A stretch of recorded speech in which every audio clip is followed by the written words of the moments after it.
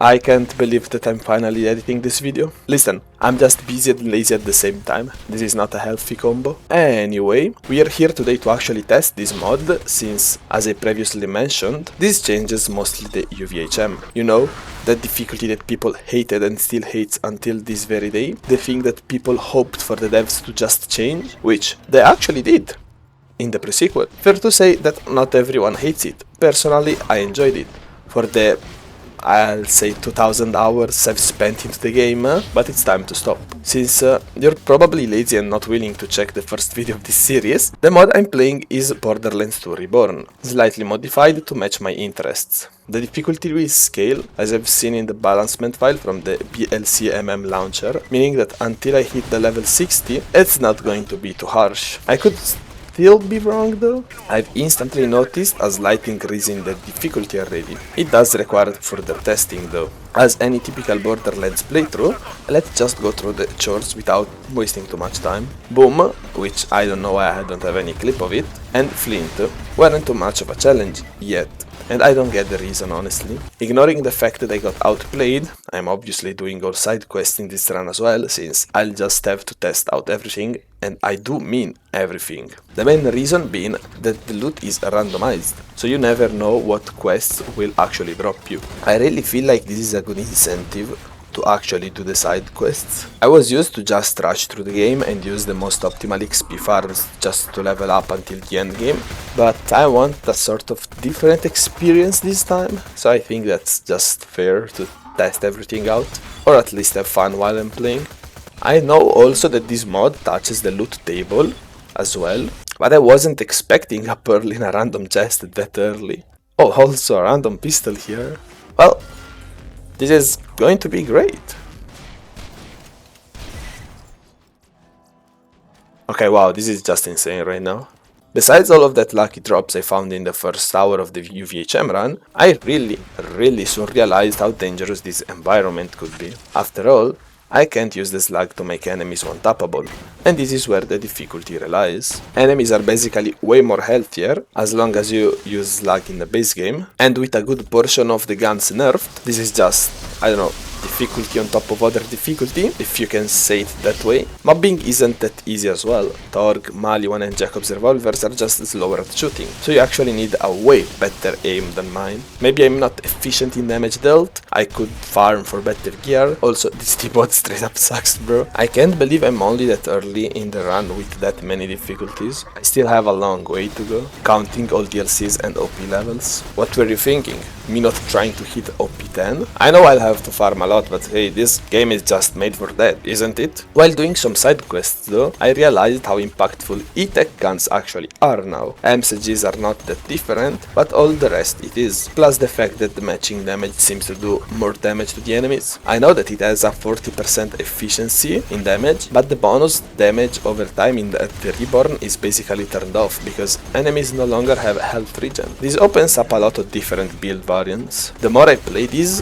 the more I'm actually getting excited over playing Borderlands 2 again. I basically have the entire game to explore again. That's legit insane. They still deal lots of damage though. I should be a bit more careful. The less I die, the better it is. I can't waste too many dollars on respawns, since vendors do actually sell useful stuff now. I honestly have no idea if in the base game enemies can spawn with literally every weapon existing in the game, but this is legit sick to look at. He easily strikes terror into his enemies. I have also noticed that the experience gain is much lower compared to the base game, which will require me more time to actually be able to hit the maximum level. Going ahead with the story, I killed the Glutinous Thrasher, recovered the beacon, and went to Overlook in order to request a new fast travel station connected to Sanctuary. Something that you all will probably notice is that this doesn't even look like the UVHM difficulty for the most part of it, and this is because this mod aims to create a sort of TVHM plus, giving you that feeling of being, let's say, more powerful, but at the same time they'll just keep scaling with you towards the maximum level. And this part right here is where the idea of just raising up the scalings hit me. With a good enough build, I can tear apart enemies with not too much difficulty. So what if I just incentivized myself to actually build better over the situation I'm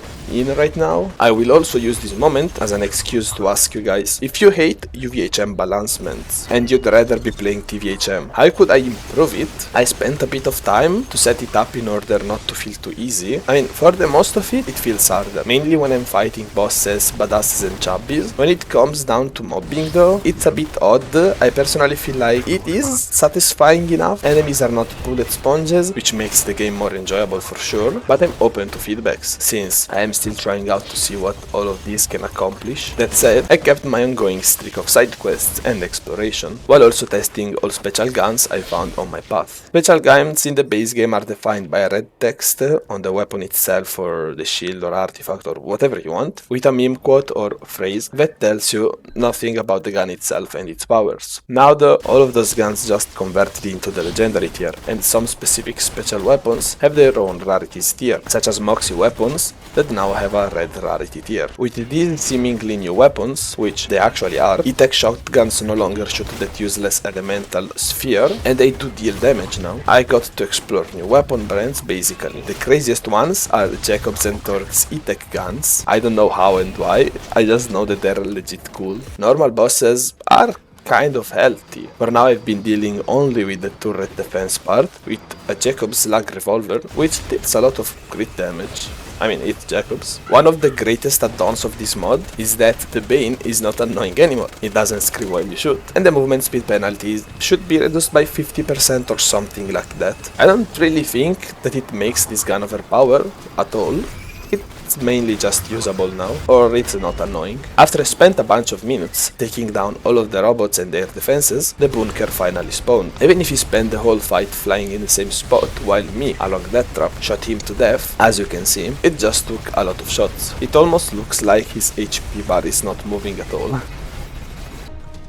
At least he gave me some decent loot, I'd say. Angel Core Room is next, and right from the start, these ass robots started being annoying as fuck. The Synergizer doesn't look too bad though. That was a very good find, to be fair. With the power of friendship, we managed to destroy all the injectors that kept the angel alive. Lilith teleported me into Marcus's secret stash, because apparently he has what we need in order to progress with the story. I have no clue if she wanted me to steal everything from here, to be 100% honest, but hey, wow, I'm not going to turn down this SMG, my guy. It probably was a mistake to teleport me inside this vault. None of my business anymore though. Obviously, I couldn't resist into trying my newly found SMG on some local bandits. Also because Brick told me that they're hiding some map parts for some hidden loot, which apparently seem to be really powerful. So I started collecting all fragments while doing some jobs he asked me to take care of. And this is why I think that I'm the only mentally sane person living in Sanctuary. Why? You really want to know the reason? Brick asked me if I could. First, kill a lot of bandits, which, well, it ain't anything too crazy. I already do it on a daily basis, to be fair. Second, destroy Boombringer without looking at the explosion, because apparently that's what cool guys does. I kinda did it unintentionally, but hey, I'm not the judge here. Third, kill Mortar. Don't ask me how, but I lost the footage somehow. Fourth, jump off the tower. While doing so, I found this incendiary SMG. If following crazy quest lines awards me like that every time, who am I to say no to good loot? Oh, I almost forgot. The map from earlier brought me back into the Caustic Caverns again, and I found one of the modded E-Tech Jacobs guns, which looks nice, honestly. Bro, I'm just going to say it, but Brick is the GOAT. I can't say anything bad about him. He's the main reason I'm finding all of this good gear. Obviously, I couldn't be including a Borderlands 2 playthrough without a fight against Saturn, the thing that barely takes any damage. Besides that, it gives a lot of experience. As opposed to this badass construct, I don't understand it. Jack sometimes creates the strongest things existing in the universe, while at the same time he makes such big blunders, like this constructor containing the crucial informations about his hidden location with the key to open the vault. And also a big monkey that likes to fight Italian plumbers. Every time I try to say something about this game, it always makes less and less sense. This can't be good. Yeah, I know. It's time to decimate Hyperion work power by destroying robots, killing not so innocent workers along their bodyguards, taking down those really big ships. Is that the right term? Anyway, I think that even if we lost this ongoing war, Jack wouldn't be able to recover financially. We are causing so much damage to all of his units, properties, that I can't find a way of him recovering. I could ask him that, but I don't really think he'd be down to cooperate on this interview. How can I tell? As soon as I started yapping about the current situation we all were in, he summoned his... I don't even know what that is. I only know that it takes damage, not that much, but it's still something. Jokes aside, this fight didn't really last too much. Around 6 minutes and the warrior was killed. This brings us to Moxie. She was basically spectating our work, clearly pointing out that our gear was shit, no half terms used. She made herself super clear and organized for all of us some training sessions into some arenas, all of them containing very good loot, with the last part of the quest repeatable in order to be able to infinitely grind it. The first trial consisted into reducing the bandit population of Pandora, the main reason being that overcrowding is happening right now. I know, I spent the last hours killing people, but these guys are worse than rats somehow. I mean, some of them are literally called rats, so this might be the reason. The reward? A really good SMG that does mixed damage, one fire and one corrosive orb, shot at the same time.